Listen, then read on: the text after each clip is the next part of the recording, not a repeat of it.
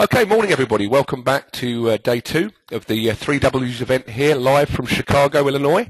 And we're here at Maggiano's again, downtown. Very historic building. The likes of Frank Sinatra and others have been here. There's lots of pictures on the wall in the main bar.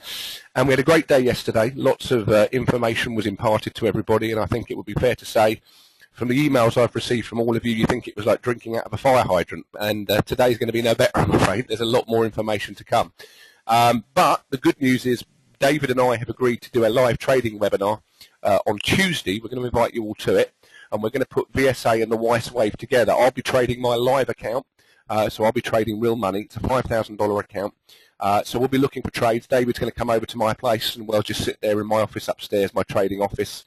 Hopefully he won't forget his laptop like he did last time he came to my house, which was when he got out the taxi.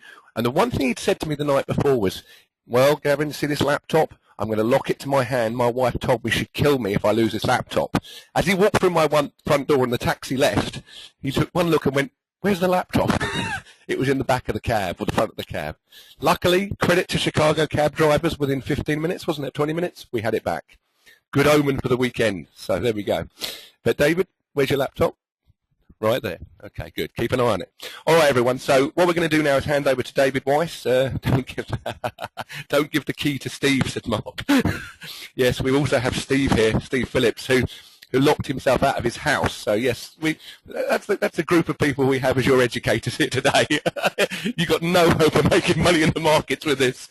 All right, everyone. Let's get underway, and I'm going to hand you over now to David Weis. And there's two parts to this presentation. Basically, he's going to finish yesterday's, and then we're going to go to the second section, which you've all got in your PowerPoint slides. So, warm welcome, please, for David Weis.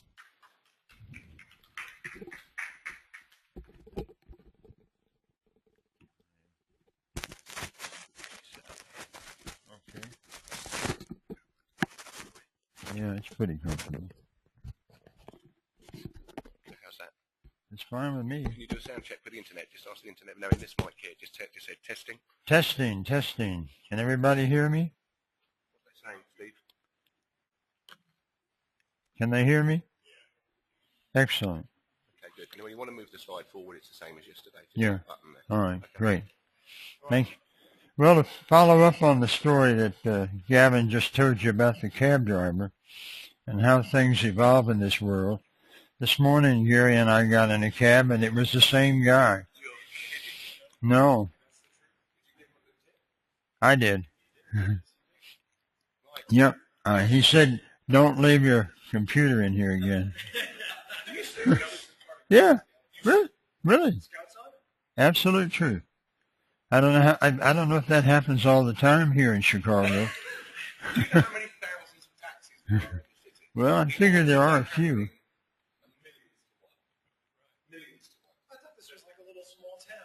Yeah, I felt quite at home. Well, anyway, it just shows what a good day this is going to be. All right. Let's see. A few things I wanted to say. I have met so many people who are seeking this or seeking that, particularly trades. And it reminds me of one of my favorite novels, which is Siddhartha by Hermann Hesse. And in that novel, there are two men who grow up together and then become monks of a sort and seeking higher consciousness and subjecting themselves to all kinds of deprivation. And eventually they go their separate ways. One becomes a follower of Buddha, and the other decides to live in a world of sensations, gambling, women, drinking, and he became very rich. And then one day he decided that he'd had enough, and he left, just picked up and left, went to a river, and met another man and became a ferryman, pushing a little raft across the river. And he did this for many years. And one day his old friend came to go across the river, and he had heard that there was a very, very, very wise man, or seemingly a wise man, a man who seemed greatly at peace with himself, and he wanted to see him. So that he gets on the raft, and he says, "Sir, can you tell me what you found in life?" He says, "I've been searching all these years." And of course, this is Siddhartha's childhood friend, the man that he wandered in the jungle with for years. And Siddhartha says, "Well, perhaps you seek too much. You need to find." And I thought that was such a great statement, to find trades rather than to seek trades. In other words, if you just sit and wait during the day, and you don't sit on the edge of your chair with bated breath and your hand on the mouse looking for trades. Something wrong? No, it's okay. I'm just reducing this. That's okay. Oh yeah, right. Good. Anyway, I thought it was an appropriate lesson. Another thing I wanted to mention, one of the people that I've read fairly well, a couple of his books, is the psychologist Mark Douglas. I don't know if any of you have read his works or not, but particularly he wrote a book called Trading in the Zone. And in there, he talks about trading, and he says, number one, that trading is a probabilistic endeavor. It's in an environment where probability reigns, not certainty. He says, number two, anything can happen. And that's certainly true. You know, everything's going nice, and all of a sudden you come in one morning and one country's defaulted on its sovereign debt, or some other terrible thing has happened to affect the markets, whatever. And lastly, no one knows what's going to happen. And that's true too. If you can accept those conditions, the probability environment, the fact that anything can happen and that no one knows what's going to happen, and still work at this, you can endure and prosper in this game. All right, another thing I wanted to mention, I said yesterday that I've taught a lot of traders how to find trades. And I think that the Weis way is a real shortcut to learning to find trades. In other words, it is Wyckoff related, but it speeds up the learning curve a great deal.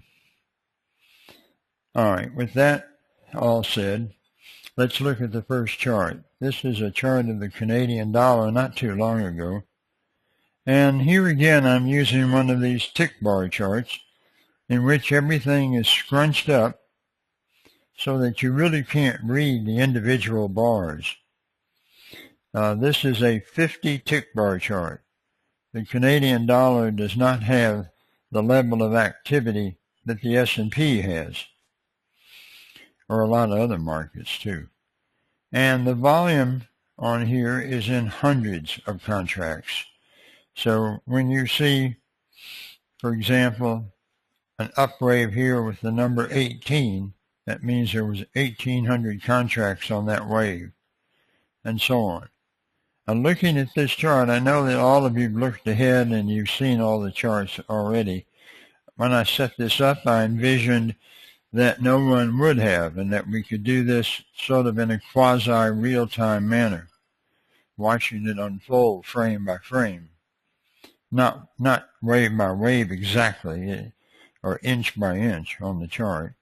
Well, looking at this chart, what stands out? Is there a change in behavior on this chart at the top here? Anyone want to, what? Yeah. Is there a change in behavior? Does anyone see anything? What do you see, Paul? Not enough volume. All right. 21 and then 7. Okay. All right. Anything else? Well, there's a lot to notice here. Look at the amount of volume that we had during the corrections. After we turned up from this low, the biggest down volume is right here. I think, is that 2 or 7? It's 7. And this is 7. And this is 1. And then suddenly we have 900 contracts. That's a subtle change in behavior. It's nothing overt. And then the market makes a new high. And what do we notice about this new high? We don't make much upward progress, do we? And we have a lot of volume. We have 2,100 contracts. Now, is that something that stands out, the 2,100 contracts? That's the heaviest volume on an upwave on this chart. And yet, for all of that effort, the market made very little upward progress. So we have a clue here that the market is encountering selling. Otherwise, with all of that effort, we would have made further progress. And then we have another change in behavior. The market sells off on 1,400 contracts. Since the market turned up from the 4:15 a.m. low, where we had 1,500 contracts, this is the heaviest amount of down volume since that time. As I said yesterday, working with the Weis wave involves a pullback method. I watch for a change in behavior. I've had two. First, there's been a large effort to go up with no reward and climactic volume. And then we have a sell-off with the most amount of down volume since 4:15 in the morning. So I know that people were selling on the rally with 2,100, and now I see evidence that they were selling again on the breakdown to 1,400. But the market holds and it rallies, and the volume on this rally is a mere 700. That doesn't look like aggressive buying. And the market comes back down, and the volume is relatively small, suggesting that there may be another attempt to go up. So watch what happens. It's not moving along here.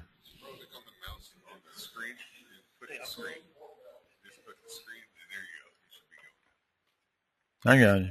I'm not good with machinery at all. I'm here. Thank you. Thanks, Steve. All right, so now you see the result of the next rally.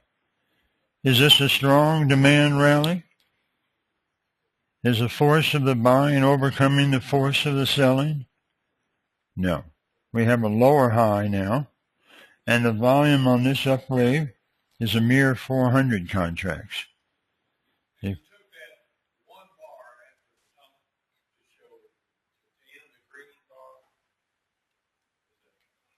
What now? Yeah. Right here. You can see the volume right down here.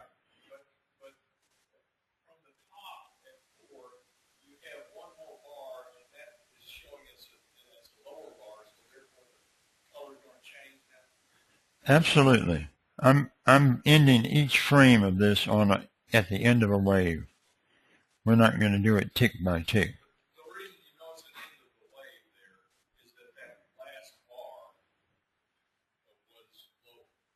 The volume, the last wave had lower volume.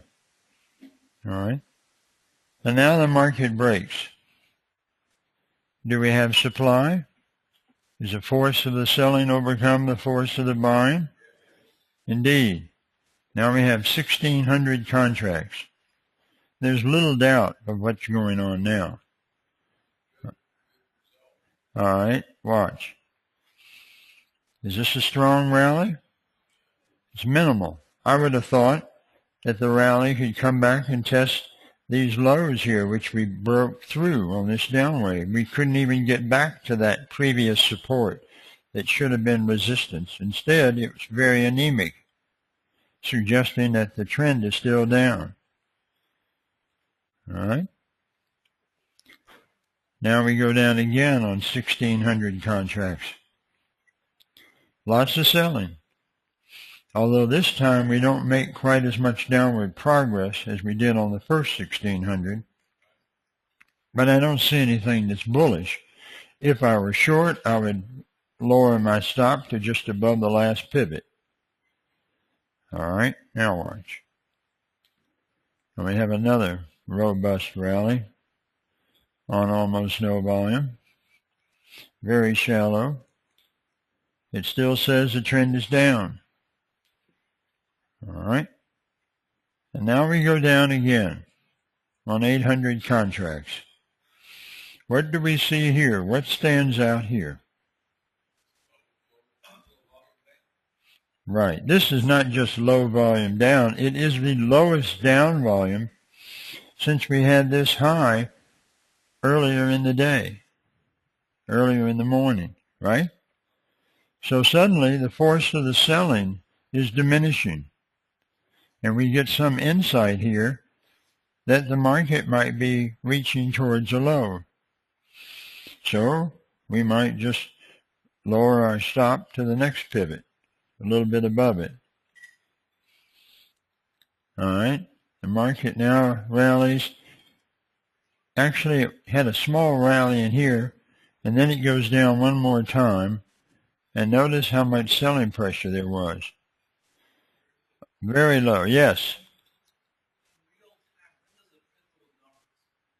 What's that? In real time, can you just repeat this as well? Yeah. In real time, when does it print those numbers after the bar's closed? The numbers are printed on the chart after the wave ends. But the volume down below is building during the wave. And of course, you can always just left click and read the data. And if it's in the current wave, it shows the volume right over here in the margin. Sure. All right, so now we've had another change in behavior. This is the biggest rally that we've had since we turned down from the last test up here on 700, and it's the heaviest amount of up volume since the market had turned down from the 21. So there's a change in behavior. Evidently, I skipped a frame, but anyway, you see the next pullback is only on 300 contracts. What does that say about the force of the selling? There is no selling. There's just no selling pressure there whatsoever. If you didn't get stopped out, you better get out. If you're not short, or if you're flat, you might want to go long. I don't show any more on this, but from here, the next up wave goes up into here. There's a small pullback, and then there's a new high on the day. All right. Let's go on. But this is how it works every day. I come in and I sit and I wait, waiting to see something that I understand, waiting for the trade to bring itself to me without forcing it. I like to find it, like walking down the street and finding a $20 bill on the sidewalk. We all pick those up. Okay, here's another chart. You can tell by the price that it's probably gold. What do you see here? Anyone want to venture? Anyone on the web want to venture an opinion of what's going on this chart? Gavin, is anyone responding to my...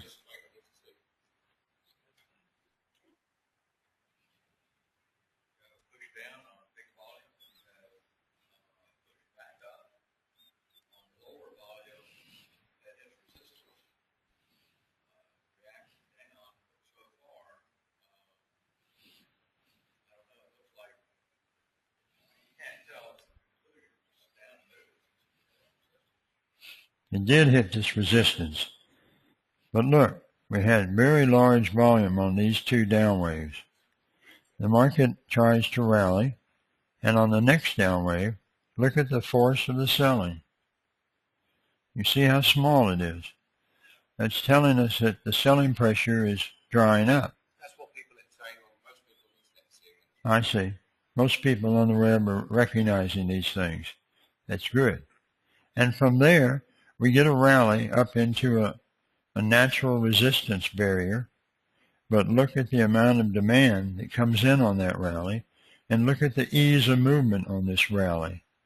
This is a very strong rally. It's the second largest rally on the chart. This was the largest one over here.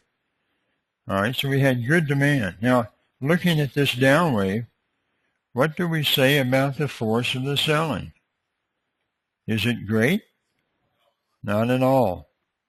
You see how the market is pulled back? There's no supply. Well, the only way you know is because I set it up that this is the end of it. Well, you know, I have to present charts.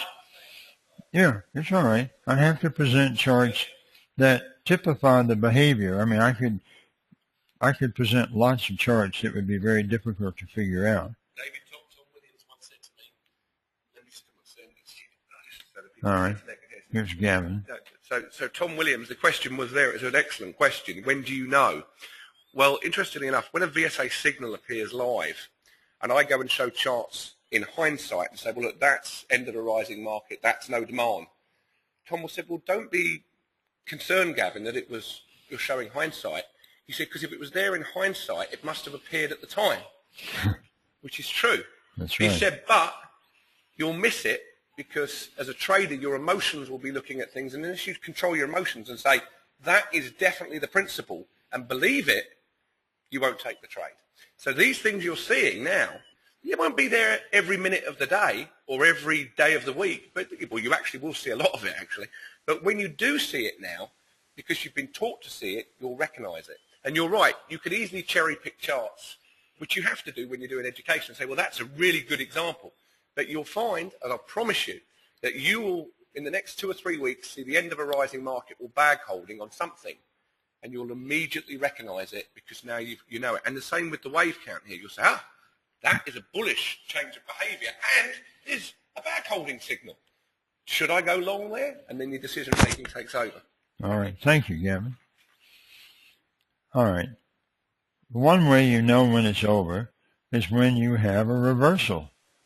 In other words, the wave size on this chart, the minimum wave is 0.50, half a dollar for gold. So whenever there is a closing price, I don't remember if this is 3 minutes or 5 minutes. Maybe we can tell by the date line, or maybe it's a tick bar chart. It'll show on the next frame. But anyway, as soon as you have a close, it's a half a dollar, 50 points, above the close here, then you know that this wave ended. You see? And of course, the real art to this is that after a while, you learn to anticipate that. But you can't do that right off. You have to have experience working with it. Well, watch. Okay. This is a tick bar chart, 100 tick bar chart. It really works well on gold, I remember now.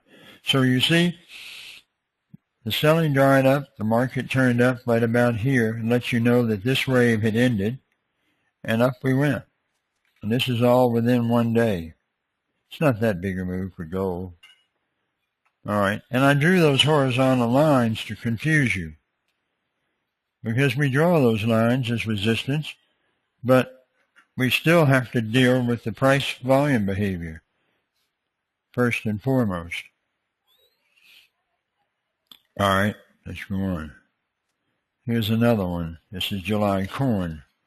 This is another tick bar chart, 300 tick bar chart. And you see the market has been going up for some time during this day. Beautiful rally. Does anyone see anything that is a warning sign that this rally might be in trouble? No up volume, correct. The volumes on the up waves, here's the first big one, right here. Then the second big one is right here. And then look at them. This one has this much volume, and the last one has only this much volume. So the force of the buying is diminishing, right? And then on this last down wave, look how the volume is increasing. All right. Now look. Now I've drawn the lines, which I'm always drawing. I keep drawing lines across highs all the way up. You see a classic example of shortening of the upward thrust. This is a normal trend line. This is a reverse trend line drawn across highs. And there's the down volume. And after this down volume that ends right here, oops, how do I go backwards? After that down volume, look at the character of the rally. Look how much demand comes in on that rally. I mean, this is like a child playing with blocks, and he builds it up taller and taller and taller, and all you have to do is just touch it with your little finger, and it all falls down. Well, this is exactly the same. It just all falls down. And the selling pressure is the dominant force all through the rest of the day here, or at least on this portion of it. All right.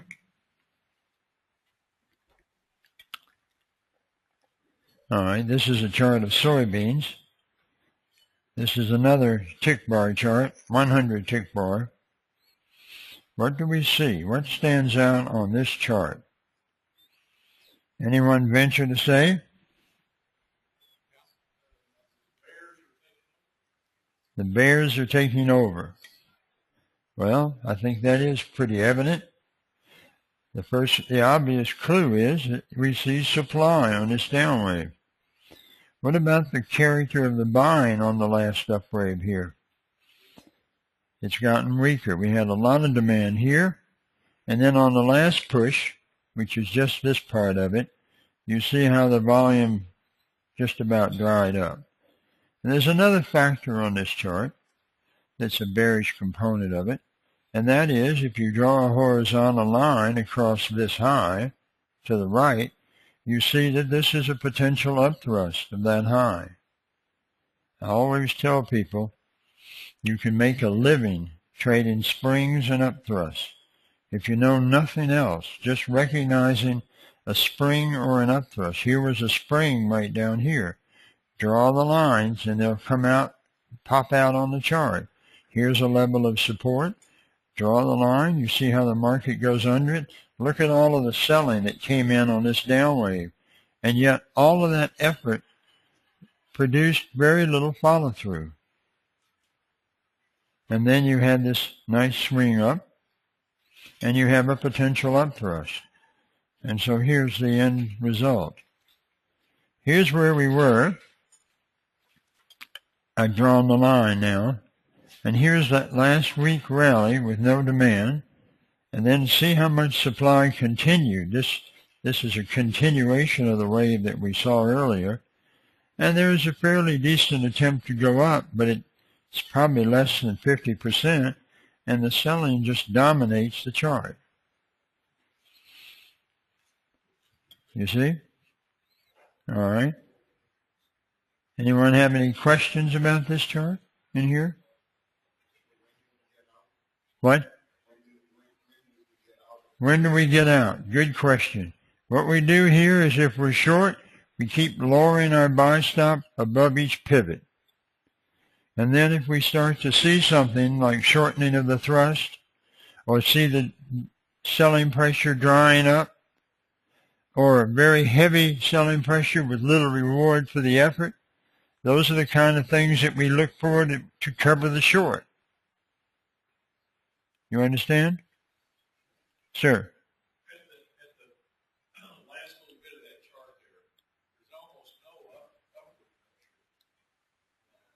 Right.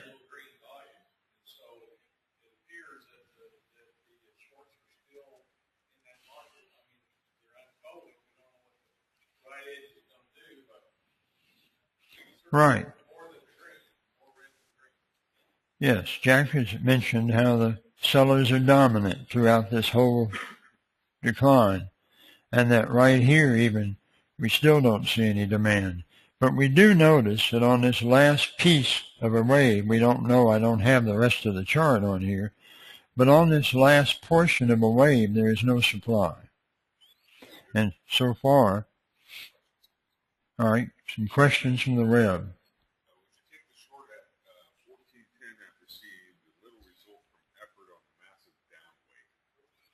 Why not? Yes, the question is, would you take the short after seeing the massive supply on this downwave?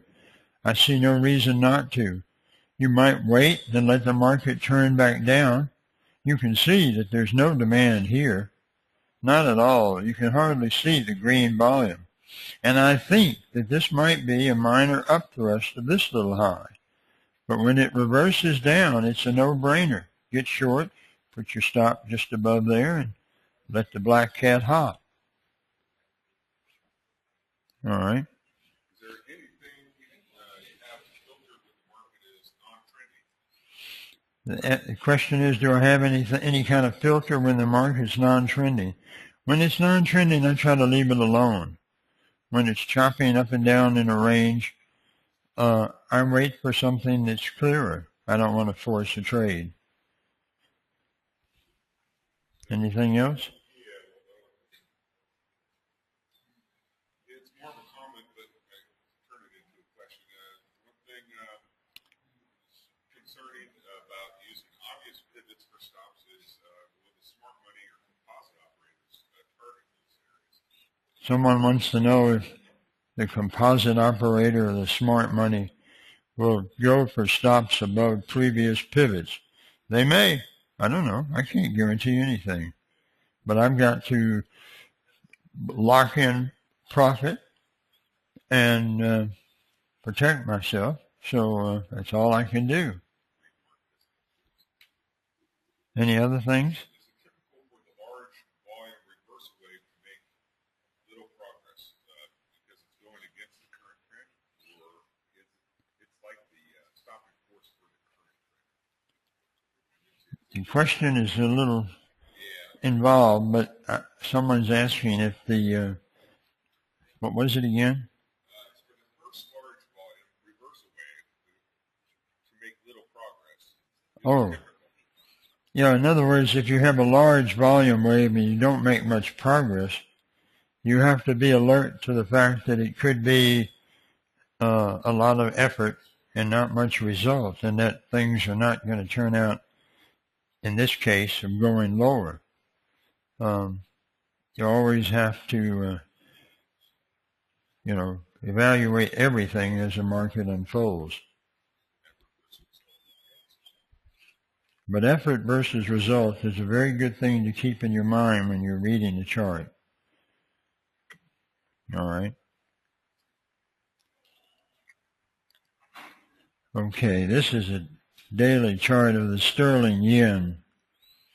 It's a cross rate that I think is a very good trading vehicle because of its volatility.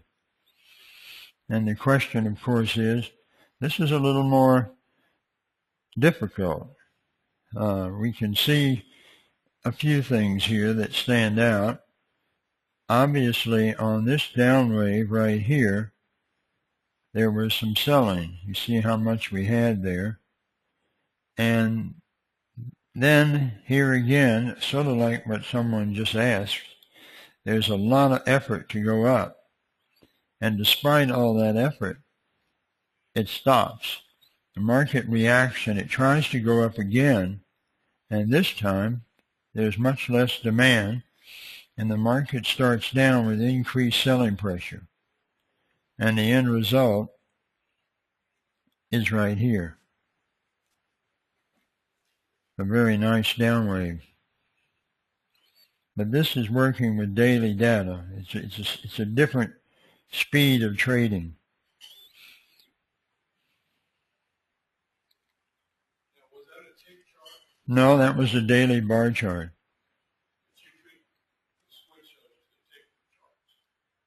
I use tick bar charts, and I use time-based charts also.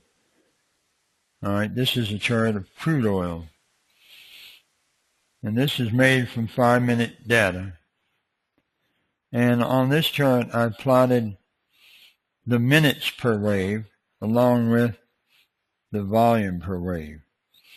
There's a good correlation between time and volume. Remember, Wyckoff said in his tape reading course, the way you can tell when a change in trend intraday is taking place, in the case of an up wave, when the down waves begin to increase in time and volume and distance. Anyway, you see we're going up, and let me find the cursor. The market is pressing its way higher with a great deal of volume. Where would you draw an important horizontal line on this chart? A line that helps define what's going on here. Anyone want to venture an opinion? Well, right here, this previous high. You notice that when we broke from that high, we had a lot of selling pressure. The most amount of selling on this chart. So I would draw automatically a horizontal line across here. And you see that the market is trying to absorb its way through this high from which we had all of this selling pressure. And as it's going up, it's not going up with great alacrity. We don't see ease of upward movement. It's a struggle. I look at this like a weaving, like the texture of stitches. It's very tight. It's not loose and goosey. It's not moving like a stallion running across the plain. It's much more difficult rally. And here on the last wave, we have all of this volume, and yet we're not making much progress. Now, that would certainly alert me that anything that starts to turn it down, any supply that comes in, I'm going to jump on it. And of course, as you've already seen, on the next down wave, you see that we do get supply. We break underneath this level of support. We have a lot more downtime. This is the heaviest down volume since over here. And then we have a very anemic rally right here with no demand. And then the market just falls apart. And the volume soars, and it lasts a long time. The sellers just keep feeding on the market. All right, any questions about this chart from the web or anywhere else?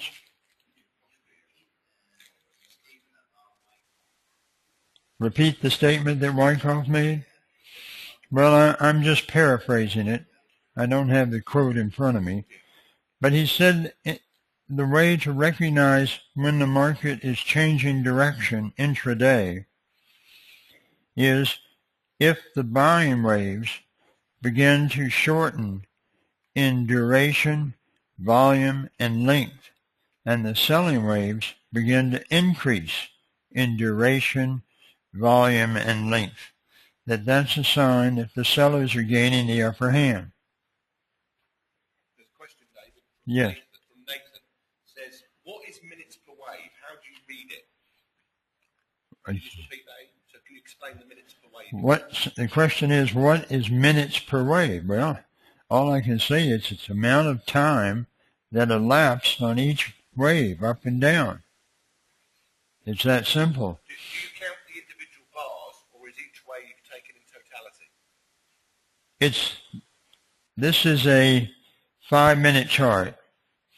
And so if there are 6 bars in a wave, then the duration will be 30 minutes.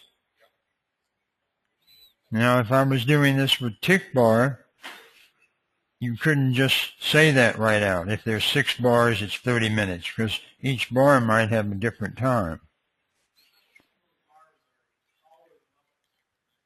Why are some of these bars taller? Well, this is such a long duration on this decline that the amount of minutes, I mean, you look at the scale. You see? I mean, we have, prior to this wave, the amount of time was not too big per wave, but here, how many 5-minute bars are there in this decline? Well, I mean, it looks like there could be 15 or more. So if there are 15, then that's 75 minutes. Pardon me?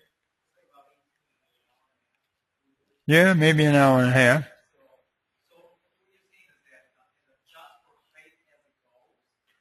I couldn't hear you.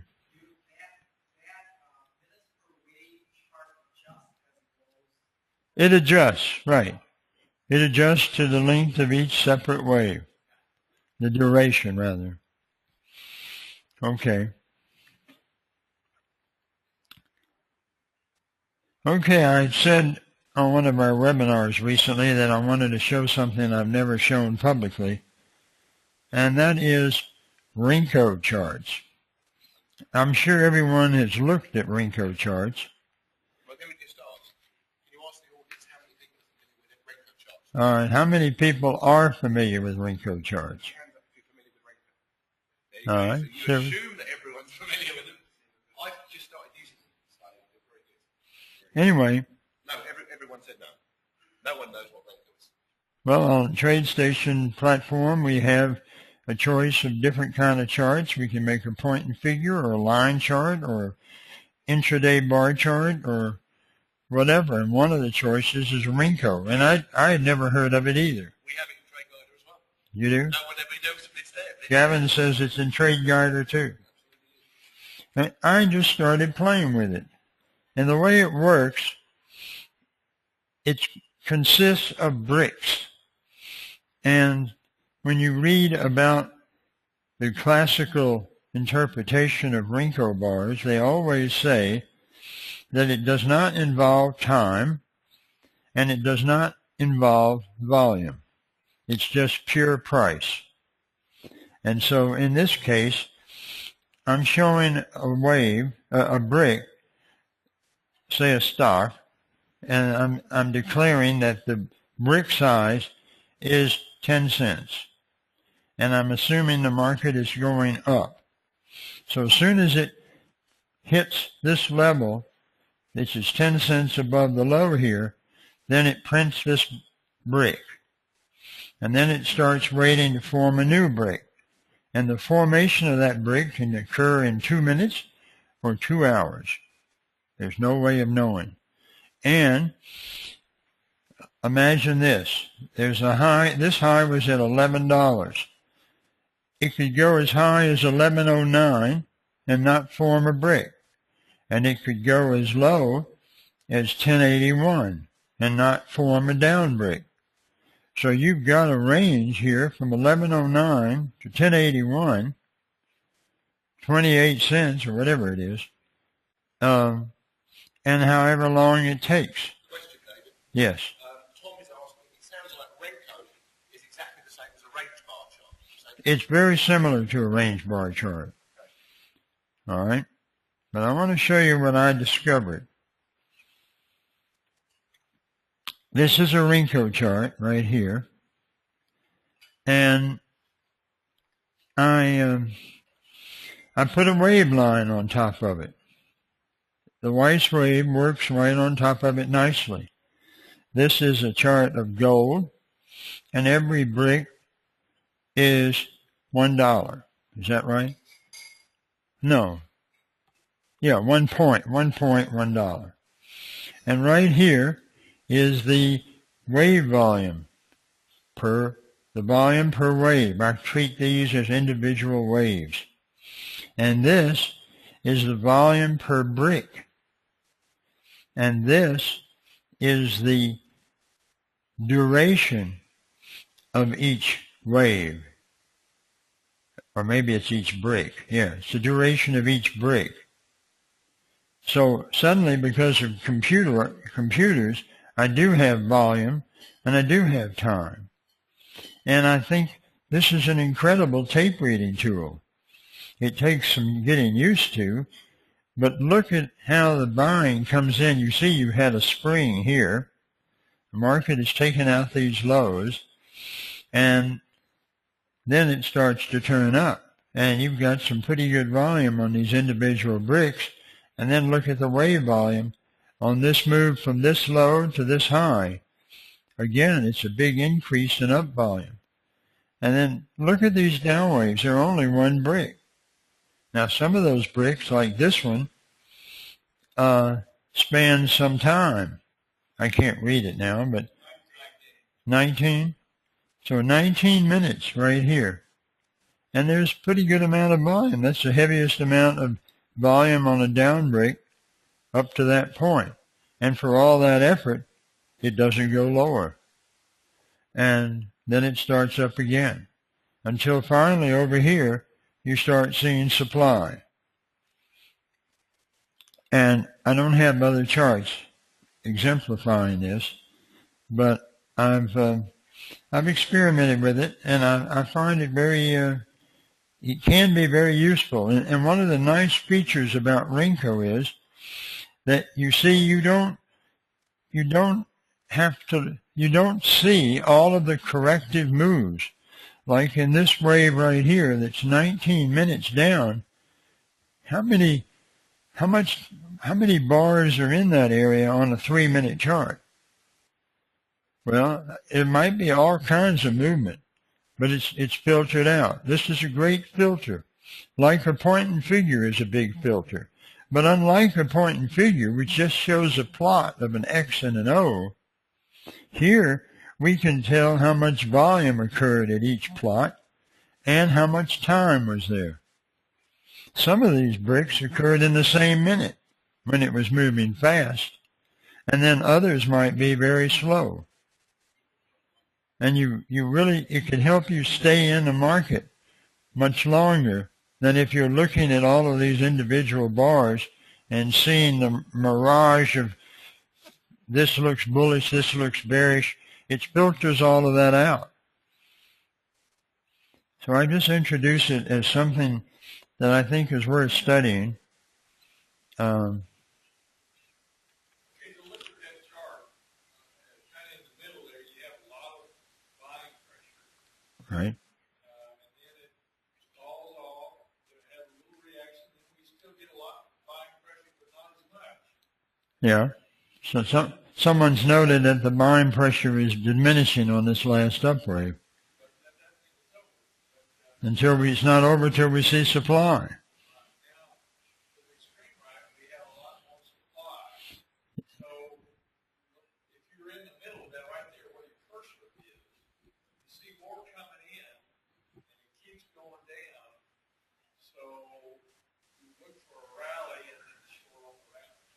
Yeah, someone said here that you see all this selling pressure and you would look for a correction to try to get short. Well, perhaps so, but you don't know what's going to happen just yet on how far down we're going to go and where the next upwave is going to peak. But I would think that this is a bearish change in behavior here. Yes.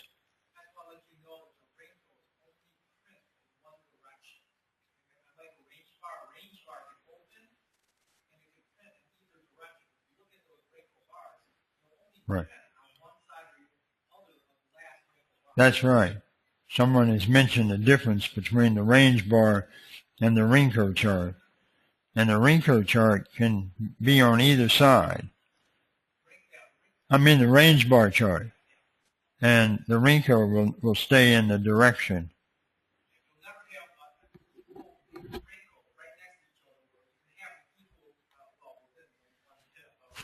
Yeah. You won't have them moving next to one another. It's always either going up or going down. There's no contiguous nature to it. Sorry, cool. It also seems as if you're entering a trade off of a Renko chart. You need something else to tell you where to put your mind, or place your initial order, your opening order.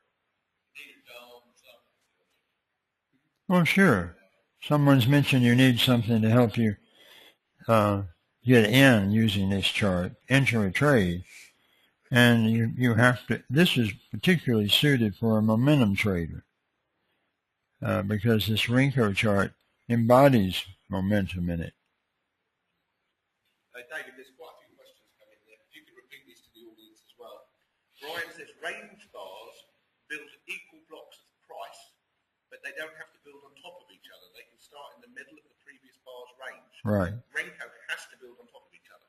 So if you could just explain that to the audience. Well, as someone has just commented, range bars do not have to build on top of one another. They can move on either side of the previous range, whereas on Renko, it's always on top of or in a downtrend below the previous. Yeah. Keith asked, what is the first lower indicator representing? The first lower indicator. The first indicator right here, what is this indicating? I think so, yeah. And also the one below it. I'll go over it again. This is the amount of volume per brick, and this is the amount of volume per wave. I'm treating these as waves. And then down here is the amount of time or minutes per wave. Gotcha. Okay, can you just ask the audience here if they totally understood what you just said? Does everybody understand what I've shown here? Just repeat it just for the sake of repetition. All right, again, this is the volume per brick, and this is the volume per wave, and this is the duration of each brick right here, the time elapsed in each one of these little bricks. And so you can see here, as the market is moving up, it's spending a lot of time in these first 3 bricks off this low as the buyers are absorbing through the sellers. Yeah. That's what's taking place. Steve's asking, if you're long there, at what point in the chart at the top there would you consider exiting a long trade? All right, the question is, where would you get out of a long trade? Well, the first thing I would do is draw the channel and see where we are if we've gotten overbought. And then, as soon as I start seeing supply, I would get out. You don't have as many pivots on these charts sometimes. That's the only thing I know.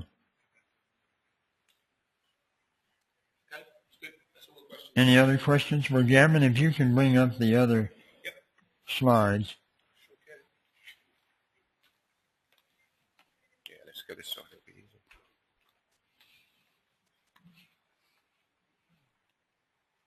Let's go down. Oh, thank you.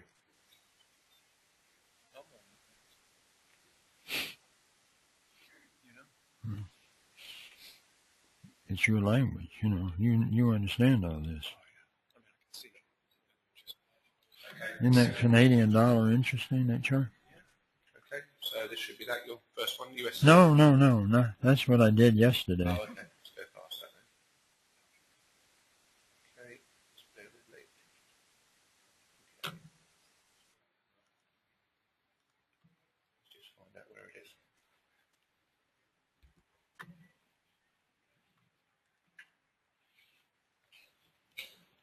It's easier doing it this way. Here. There it is. Okay, that's it. Okay, so if everyone wants to find Weiss wave trade setups, that's the next thing David's going to cover. Good. Thank you. By the way, while we're setting that up, if you want to hear the funniest story ever, this is it.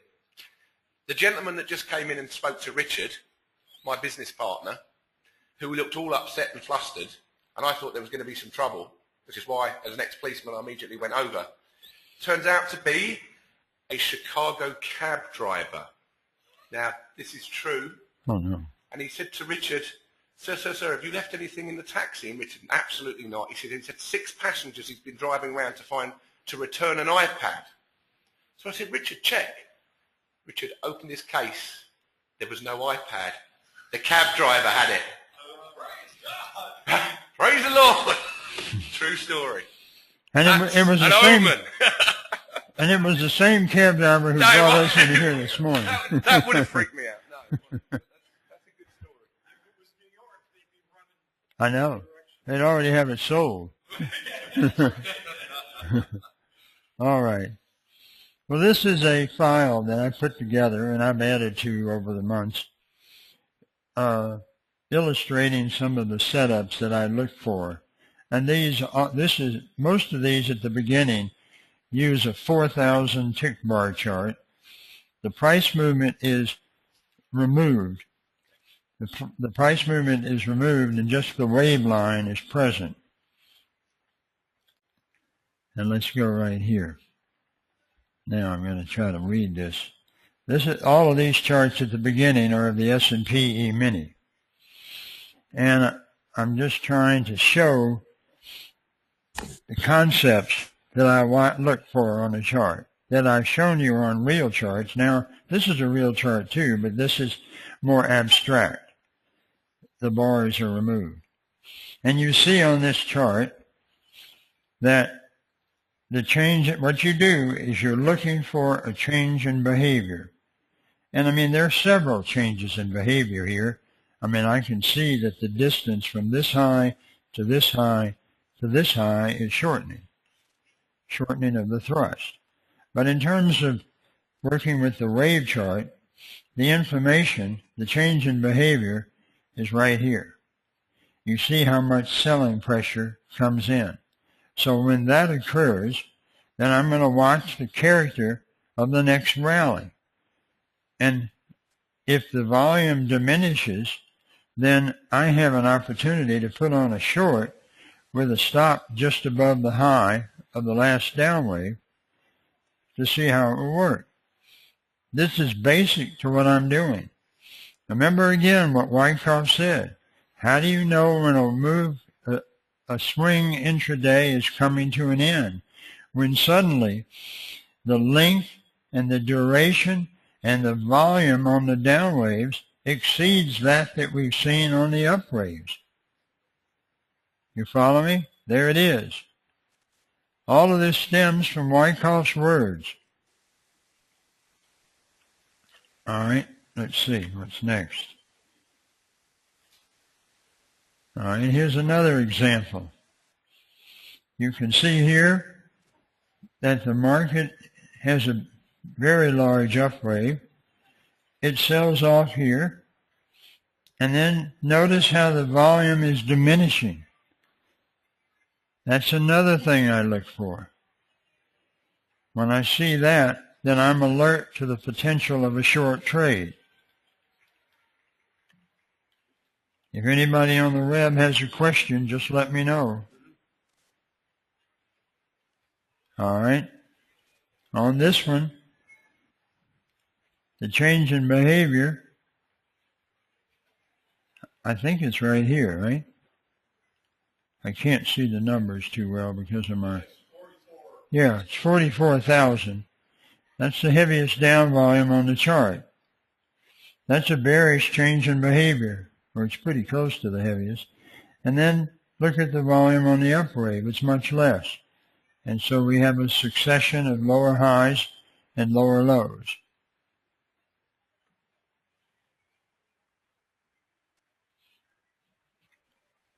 Okay, over here, we have some supply coming in here, and look at the rally. There's not much demand on that rally, and then down she goes. You know, this is not trying to make a home run every day, just trying to carve out average profit per day, or as much as you can make per day, however you want to do it. All right, this is one of my favorites. Here's a change in behavior on the upside. The market's been coming down, and here you go down on very, very heavy volume. It is climactic. And then look at the volume on the first up wave. That is an overtly bullish change in behavior. So much buying came in there. Obviously, a lot of it is short covering. But this is a sign that the market's going to go up. And then on the pullback, look how much selling pressure comes in. Very small amount of selling pressure. So when you see that, then you can go long either above this high or as it reverses up, however you want to play it, and put a stop just under here. And as it moves up a little more, jam your stop up underneath here.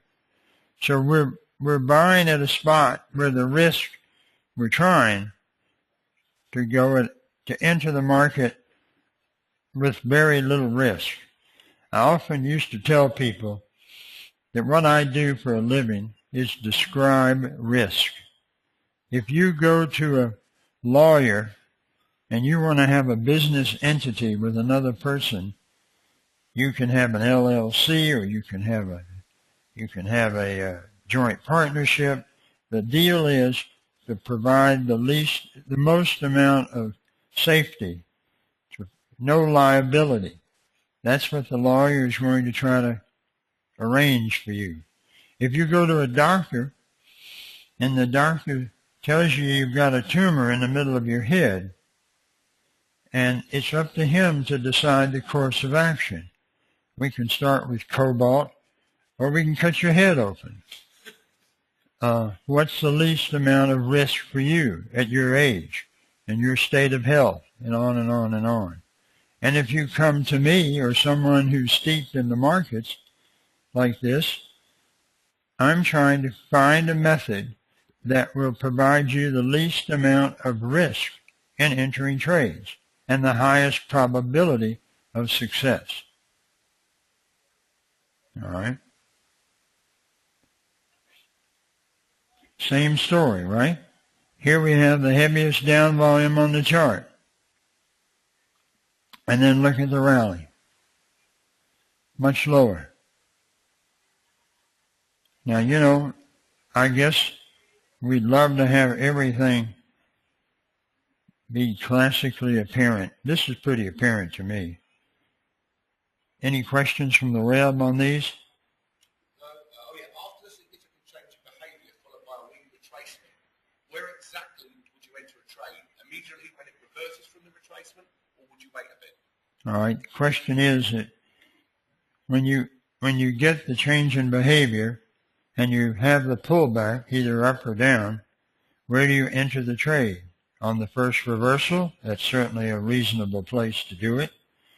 Or you could use a trade where you enter if it takes out the previous low, like right here. You might say, if the market breaks this low after this low volume rally and this high volume bearish change in behavior, then I want to get short and put my stop right above there. So there's several ways to skin the cat. All right.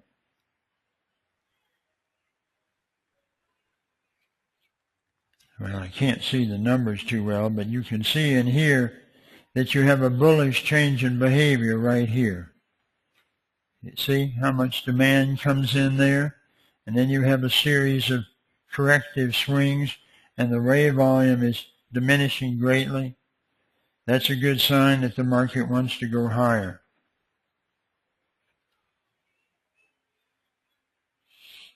Here's another situation. Here's the bearish change in behavior. You see, I drew a normal trend channel from here across here with a parallel line. We came to the top of the channel. The volume was still good, but it's the selling pressure on this down wave that tells you the wind has changed. The force of the selling has overcome the force of the buying. It's time to get aboard. And you know, sometimes you have this bearish change in behavior and you get almost no rally, and then you have to risk more money. That's just how it is. We don't know. All right. Let's just go on past that one. All right, here's another one. Can you see the cursor? Everyone said people say they can't see the pointer. Can you just make sure the pointer's there? Yeah, here's a pointer. Here it is. Yeah, it's just dancing around like a little gnat. All right. Up here, you see, the market's been going up, and on this rally, See how the volume diminishes on that last up wave. And then you get some supply. And then look at the quality of the buying. It's not too great. And this is also a shortening of the thrust. That's the next trade setup. Besides the pullback, well, it's one of the other trade setups, is I'm also watching for shortening of the thrust. And you'll see some examples of that in here as well. How much time do we have left? About 25 minutes. You're good. All right. All right, here's some examples on one day in the life of silver trading. Examples of small shortening of the thrust. They could also be called springs and upthrusts for that matter. And there are several ways shortening of the thrust can occur. Like right here, the market makes a new low, just barely, and there's no supply. And then it rallies vigorously. Over here, there's a low, and we break that low, and look at the large effort and no reward. And when it turns up, that's a good place to get long. Up here at the top, we have shortening of the thrust, and the up volume on the last up wave is very small. Down here, I'm not really sure we could call that shortening of the thrust, but anyway, notice the little axis line I've drawn here. Across this high, where we absorbed in here and then pulled back on top of, broke through, and when we broke through that line, look how much supply came in. And now we've rallied back to test this breakdown, and look at the force of the buying. It's nil. And then lastly, over here, again, we have a change in behavior right here with a lot of demand coming in, at least for the moment. Anyway, I have more examples of these, but shortening of the thrust is a main part of my strategy for finding trades.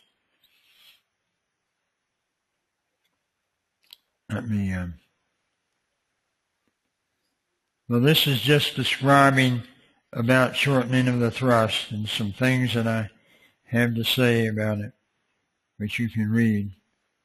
Now, here's some more of it. Here's an up wave.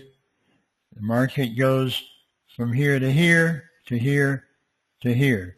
And you see the last up wave has very small volume. Then again, you see an up wave from here to this high, to this high. And again, the up volume is very low. Over here we have a little spring. Notice that the selling right here is extremely low, and so on. Up here, there's no demand on this last little up wave here where we have shortening of the thrust. So these trades pop out intraday all the time.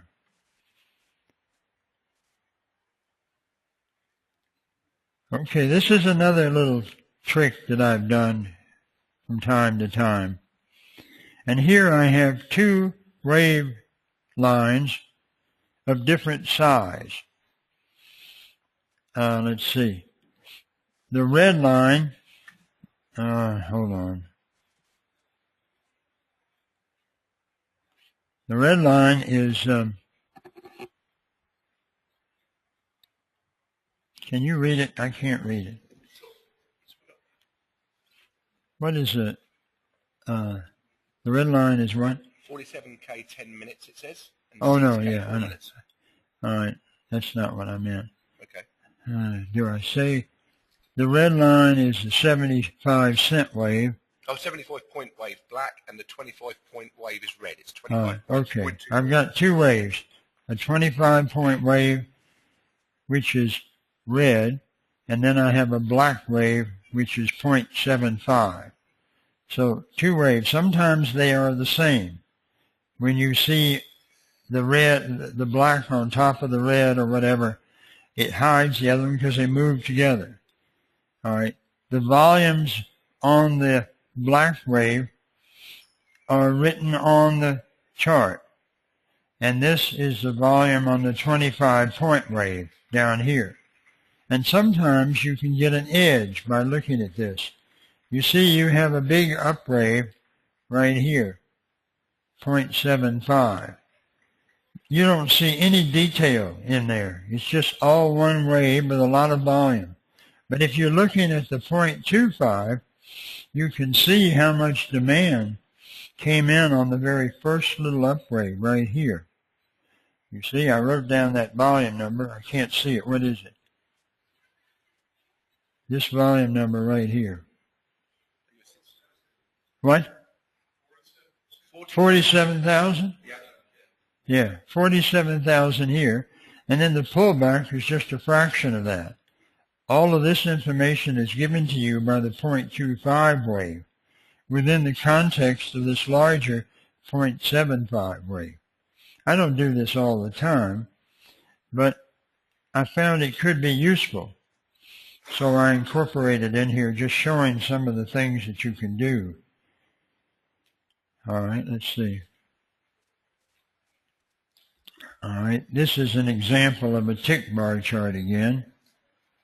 And you can see, as I've outlined here, first of all, the drying up of the volume up here, and then the supply that came in on this down wave, and then the very weak volumes on these little pushes up here, and then a lot of supply here. And look at the horizontal line, how we come up underneath it, and down she goes, dominated by selling pressure.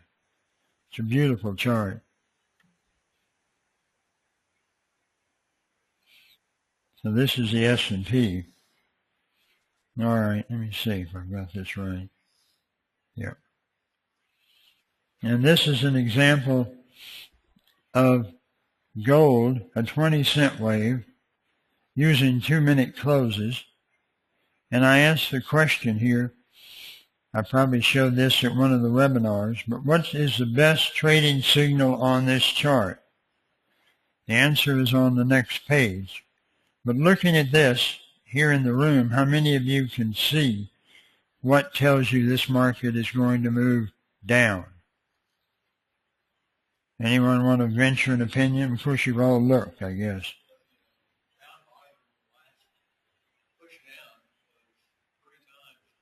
Are you referring to this push? Yeah, but that's already after the move has begun, well underway. I'm saying what up here told you that we were going to turn down? The what? Yeah, look how much selling came in here, and then look how little demand appeared here. Yeah, most of the people that went picked that up as well. Good. Yeah, but anyway, I'm most interested in how much supply appeared on this wave. That's the bearish change in behavior.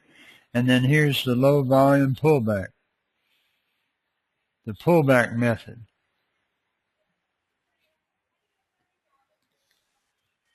All right, this is a chart of gold again. And, oh, it's the same chart. And you see what happened that day.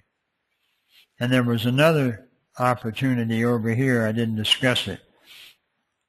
But demand tired out up here as well. And we got the last leg of the break.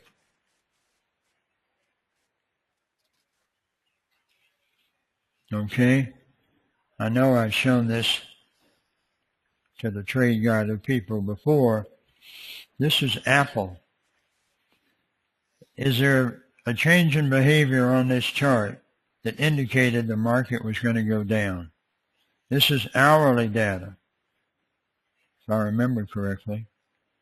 It's a 10-cent wave. Imagine, we're looking at a very high-priced stock, and I'm still using a 10-cent wave. But where's the bearish change in behavior that said that we were going to go down? Anybody recognize it? Yeah, right here. Biggest down volume on the chart.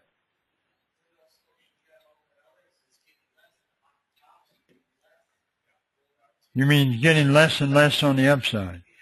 Right. That's a sign that demand is tiring. And then you get the supply. I mean, what a nice trade this was.